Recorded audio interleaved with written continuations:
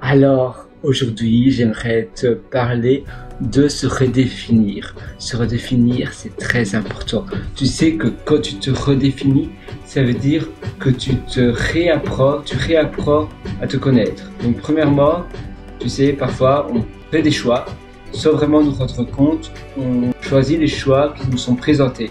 C'est un peu comme sur un plateau. On nous dit d'étudier cela, on nous dit de faire ces études-là, et puis après on nous dit, ah voilà, achète une maison là, ah voilà, marie-toi avec cette personne-là. Même si maintenant c'est beaucoup moins le cas dans les pays, du moins de l'Europe de l'Ouest et de l'Est, mais ça arrive encore.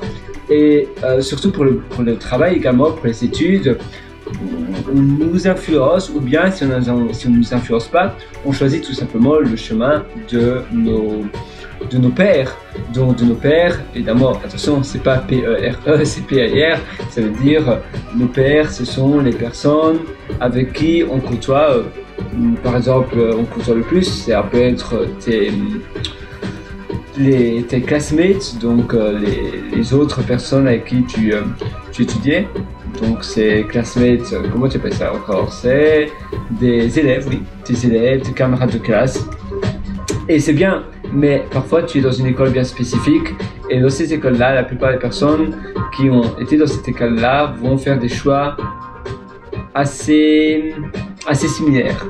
C'est pas spécialement que ça soit narrow-minded, c'est-à-dire étroit d'esprit, mais parce que la plupart des élèves ont le même background, ont la même éducation plus ou moins, eh bien ils vont faire les mêmes choix. Et ça peut être aussi dans des écoles où c'est des écoles peut-être plus de banlieue, des écoles on va dire un peu plus difficiles, des écoles avec pas mal de cas sociaux parfois, et il n'y a rien de mal à cela, mais ça va aussi influencer toi, les choix que tu vas prendre, les choses que tu vas faire. Et c'est vrai qu'à nouveau ça peut avoir un impact positif ou négatif, ou tout simplement tu vas peut-être pas prendre les bons choix. Et c'est pour cela que se redéfinir, se remettre en question et finalement se parler à soi-même, un peu comme si tu parlais à ton meilleur ami, à ta meilleure amie, sauf que tu parles à ton mur, tu vois, et tu te dis, tiens, qu'est-ce que je ferais dans ce cas-là? Quelle est ma vie rêvée?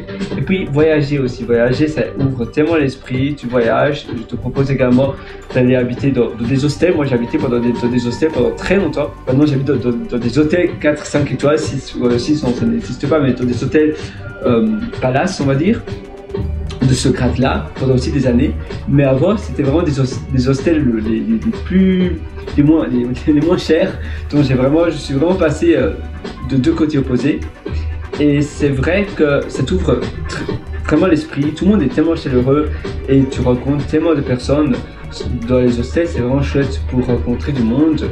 Mais toi en Australie, j'ai pas mal été dans les summer house, c'est un type d'hostel. Et voilà, c'est pas mal, tu as des vélos que tu peux louer, tu as des cours de yoga, tu peux faire des cours de français également, tu as l'hébergement gratuit si tu fais cela, tu peux proposer des cours, tout le monde est près de la piscine. Après, voilà, on fait des soirées dans les shops, etc. Et c'est vraiment chouette.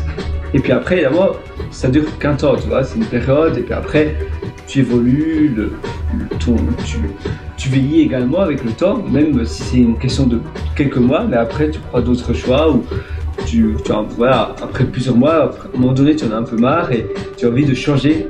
Mais c'est important de voir des choses différentes. C'est important de toujours se connaître et de faire des choses nouvelles. Moi j'adore voyager, j'adore découvrir de nouvelles choses. J'ai été mettons au Whitsundays, c'est magnifique. D'ailleurs j'ai un cadre ici, c'est un peu, tu vois, un peu comme ces bateaux là. Et c'est magnifique, tu vois, le Whitsundays ça ressemble vraiment à ça.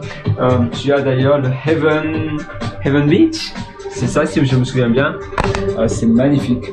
D'ailleurs je peux te montrer où il se trouve mon téléphone. Il faut voir que je cherche mon téléphone. Lire des livres aussi, c'est important, tu vois. Maintenant je lis ce livre aussi, The Diary of a CEO, qui est très chouette. Moi personnellement j'aime bien. Alors, tiens, comment ça s'appelle ce livre? Il faut que... with some days, le heaven, si je mets simplement, évidemment, si ça ne veut pas s'écrire, ça va pas aller. With some days, parfait. Voilà. Tu vois, ça ressort. Ah ouais, c'est celui-là. Heaven, heaven, you the heaven. Paradise with some days. Peut-être, mais c'est magnifique, vraiment. Et le sable est exactement comme ça. Même encore plus pur. C'est l'un des sables les plus purs. Heaven. Ah oui, c'est voilà. Heaven Beach. Et c'est juste fabuleux. Là, il y a une vidéo. Moi, j'ai pris pas mal de photos. C'est aussi beau que ça, tu vois.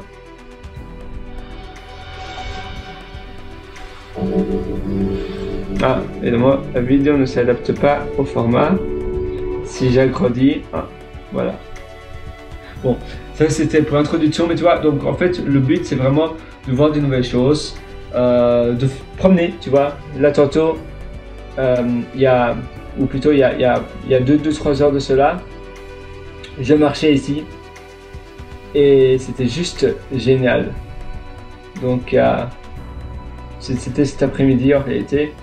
Et c'est juste là, une piscine publique, piscine en réalité, tu vas dans l'eau, voilà, il n'y a pas de barrière ni rien, il y a aucune restriction, mais c'est vraiment chouette, toutes ces choses-là en fait, simplement voyager, le fait de découvrir de nouvelles choses, le fait d'aller voir des choses que tu connais pas, finalement, découvrir